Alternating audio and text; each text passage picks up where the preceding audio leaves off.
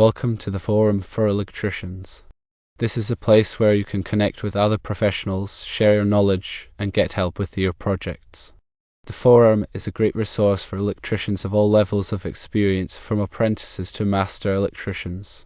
Here are some of the things you can do in the forum. Firstly, you can ask questions about electrical topics.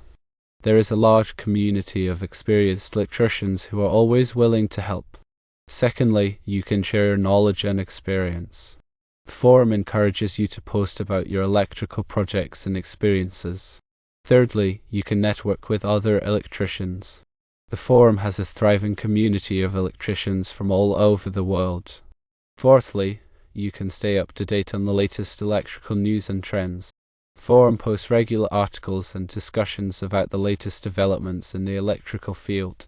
To get started, it is recommended that you firstly create a profile. This will allow you to track your posts and participate in the community. Secondly, you can browse the forums.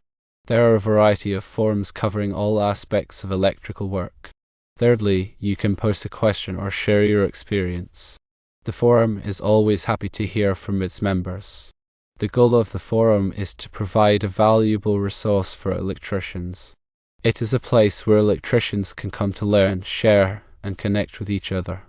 We hope you will join the community and start participating. Here are some more specific examples of what you can do on the forum. You can ask questions about the National Electrical Code, or NEC. The NEC is a complex document, and it can be difficult to understand all of the rules. The forum can help you to interpret the NEC and apply it to your projects. You can also share your knowledge of the NEC with other members. You can post about your electrical projects. The forum is a great place to share your electrical projects with other electricians. You can post photos, videos, and descriptions of your projects.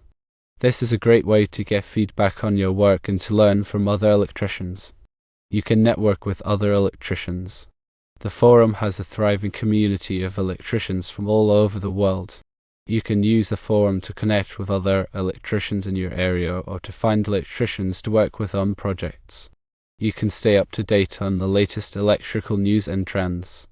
The forum posts regular articles and discussions about the latest developments in the electrical field. This is a great way to stay informed about the latest changes to the NEC and other electrical codes. Here are some tips for using the forum effectively. Firstly, be respectful of other members. The forum is a place for professionals to connect and share their knowledge. Please be respectful of other members' opinions and experiences. Secondly, be clear and concise in your posts. When you ask a question, be sure to provide enough information so that other members can understand your situation. When you share your knowledge, be sure to explain your ideas clearly and concisely. Thirdly, use the search function to find answers to your questions. The forum has a search function that you can use to find answers to your questions. Before you post a question, be sure to search the forum to see if someone else has already asked the same question. Fourthly, participate in the community. The forum is a community of electricians. The more you participate, the more you will get out of it. Post questions, share your knowledge, and network with other members. Here are some additional details about electrical systems and concepts that may be discussed on the forum. Firstly, grounding and bonding are critical for electrical safety. Grounding provides a path for fault current to return to the source, while bonding connects whole metal parts of an electrical system to create a low impedance path for fault current. Secondly, overcurrent protection devices such as circuit breakers and fuses protect electrical circuits from overloads and short circuits. These devices are designed to interrupt the flow of current when it exceeds a safe level. Thirdly, wiring methods are the different ways that electrical conductors can be installed. Common wiring methods include conduit, cable, and wireway. The choice of wiring method depends on the application and the environment. Fourthly, electrical calculations are necessary to determine the correct size of conductors, overcurrent protection devices, and other electrical components. Electrical calculations must be performed in accordance with the NEC. Fifthly, transformers are used to step up or step down voltage levels. Transformers are essential components of electrical power distribution systems. Sixthly, motors are used to convert electrical energy into mechanical energy. Motors are used in a wide variety of applications, such as pumps, fans, and compressors. Seventhly, lighting is an important part of any electrical system. Lighting systems must be designed to provide adequate illumination for the task at hand. Eighthly, control systems are used to control the operation of electrical equipment. Control systems can be simple, such as a light switch, or complex, such as a programmable logic controller. Ninthly, renewable energy sources, such as solar and wind, are becoming increasingly popular. Renewable energy sources can be used to generate electricity and reduce reliance on fossil fuels. Tenthly, energy efficiency is an important consideration in any electrical system design. Energy-efficient electrical systems can save money and reduce environmental impact. Here's more information related to electrical systems. Firstly, understanding voltage drop is crucial for efficient power delivery. Voltage drop occurs when the voltage at the end of a conductor is less than the voltage at the source. Excessive voltage drop can cause equipment to malfunction. Secondly, short-circuit current calculations are essential for selecting appropriate overcurrent protection devices. These calculations determine the maximum current that can flow in a circuit during a short circuit. Thirdly, harmonics are distortions of the sinusoidal waveform of alternating current. Harmonics can cause equipment to overheat and malfunction. Fourthly, power factor correction is used to improve the efficiency of electrical systems. Power factor is a measure of how effectively electrical power is being used. Fifthly, surge protection devices, or SPDs, protect electrical equipment from voltage surges caused by lightning or other events. SPD diverts surge current to ground, preventing damage to sensitive equipment. Sixthly, arc flash is a dangerous electrical explosion that can occur when a fault occurs in an electrical system. Arc flash protection is essential for electrical workers. Seventhly, grounding electrode systems provide a connection to the earth for electrical systems. These systems help to protect people from electrical shock and to prevent equipment damage. Eighthly, bonding jumpers are used to connect metal parts of an electrical system together. Bonding jumpers help to create a low impedance path for fault current. Ninthly, equipment grounding conductors, or EGs, provide a path for fault current to return to the source. EGC are essential for electrical safety. Tenthly, the NEC provides detailed requirements for the installation of electrical systems. The NEC is updated every 3 years. Let us further elaborate on these concepts. Focusing on grounding and bonding, it's important to know that the size of the grounding conductor is determined by the size of the ungrounded conductors. Table 250.122 in the NEC provides guidance on the minimum size of grounding conductors. Also, bonding ensures that all metal parts are at the same electrical potential, reducing the risk of electric shock. Moving on to overcurrent protection, circuit breakers are resettable devices, while fuses are one-time use devices. The interrupting rating of a circuit breaker or fuse must be sufficient to handle the available fault current. Regarding wiring methods, conduit provides the best protection for conductors, but it is also the most expensive. Cable is a more economical option, but it is not as well protected. Wireway is a good option for running a large number of conductors. Let's discuss electrical calculations. Ohm's law, which states that voltage equals current times resistance, is a fundamental principle used in electrical calculations. Also, the power formula, which states that power equals voltage times current, is used to calculate the power consumption of electrical equipment. Speaking of transformers, step-up transformers increase voltage, while step-down transformers decrease voltage. The turns ratio of a transformer determines the voltage transformation. Now let's consider motors. Motors are rated in horsepower or kilowatts. The efficiency of a motor is the ratio of output power to input power. When it comes to lighting, lumen is the unit of measurement for light output.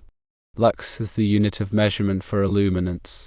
Moving on to control systems, relays are used to switch electrical circuits. Programmable logic controllers, or PLCs, are used to automate complex processes. Regarding renewable energy, solar panels convert sunlight into electricity.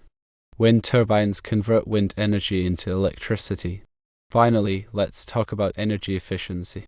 Energy-efficient lighting, such as LED lighting, can save energy and money.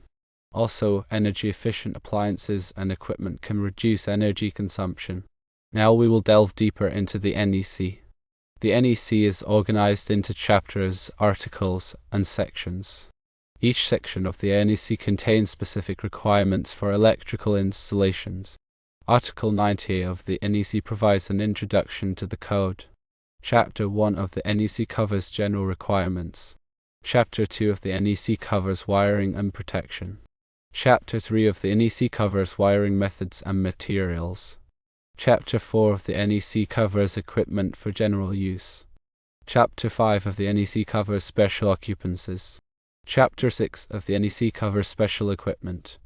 Chapter 7 of the NEC covers special conditions. Chapter 8 of the NEC covers communications systems. Chapter 9 of the NEC contains tables and examples. Understanding the NEC is essential for all electricians. The NEC is a complex document, but it is essential for ensuring the safety of electrical installations. Let's also remember some common NEC articles. NEC Article 210 covers branch circuits. NEC Article 220 covers branch circuit, feeder, and service calculations. NEC Article 230 covers services. NEC Article 250 covers grounding and bonding. NEC Article 300 covers wiring methods. NEC Article 310 covers conductors for general wiring. NEC Article 400 covers flexible cords and cables. NEC Article 430 covers motors, motor circuits, and controllers. NEC Article 440 covers air conditioning and refrigerating equipment. Let us consider the importance of electrical safety. Electrical safety is paramount to prevent injuries and fatalities. Always de-energize circuits before working on them. Use appropriate personal protective equipment, or PPE, such as gloves and safety glasses. Inspect electrical equipment regularly for damage. Follow lockout/tagout procedures to prevent accidental energization of circuits. Here are some more to consider.